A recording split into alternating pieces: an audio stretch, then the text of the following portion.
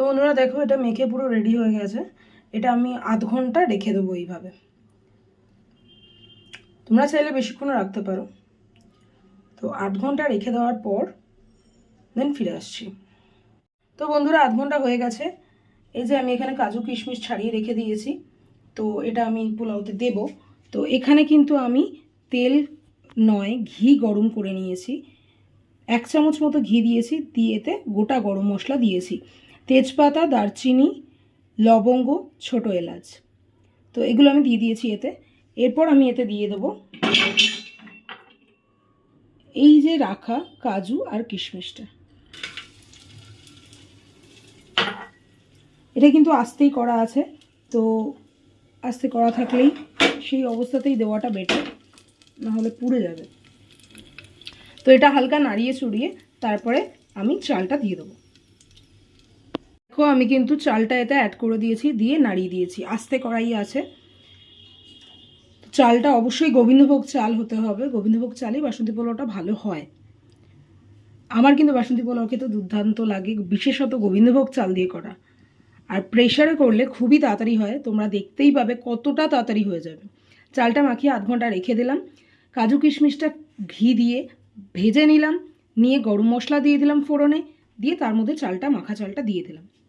তবে চালের পরিমাপটা একটুখানি জেনে বুঝে রাখতে হবে, কারণ সেই অনুযায়ী আমাদের জলটা দিতে হবে, নাহলে পোলাওটা কিন্তু ঝরঝরা হবে না। বেশি সেদ্ধ হয়ে গেলে কিন্তু খেতে ভালো লাগবে না। তো এখানে 3 কাপ চাল আমি নিয়েছিলাম। তো আমি এবার একটু পরে আর একটু নাড়িয়ে দেবো, দিয়ে জল অ্যাড করব।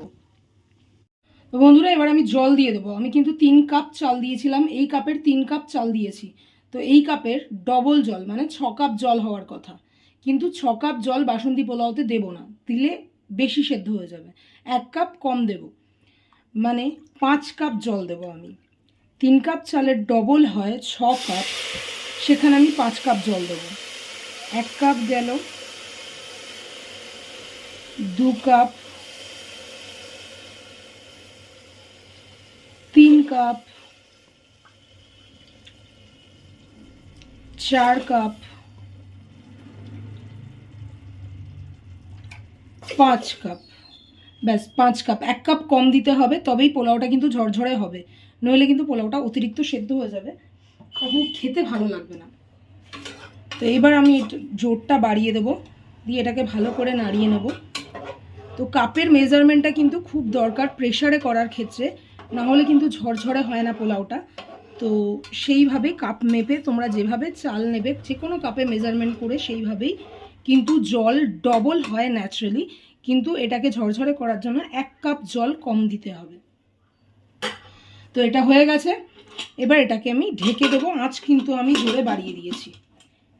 এবার এটা একটা সিটি পড়বে, জোর আছে, দিয়ে আমি বন্ধ করে দেবো।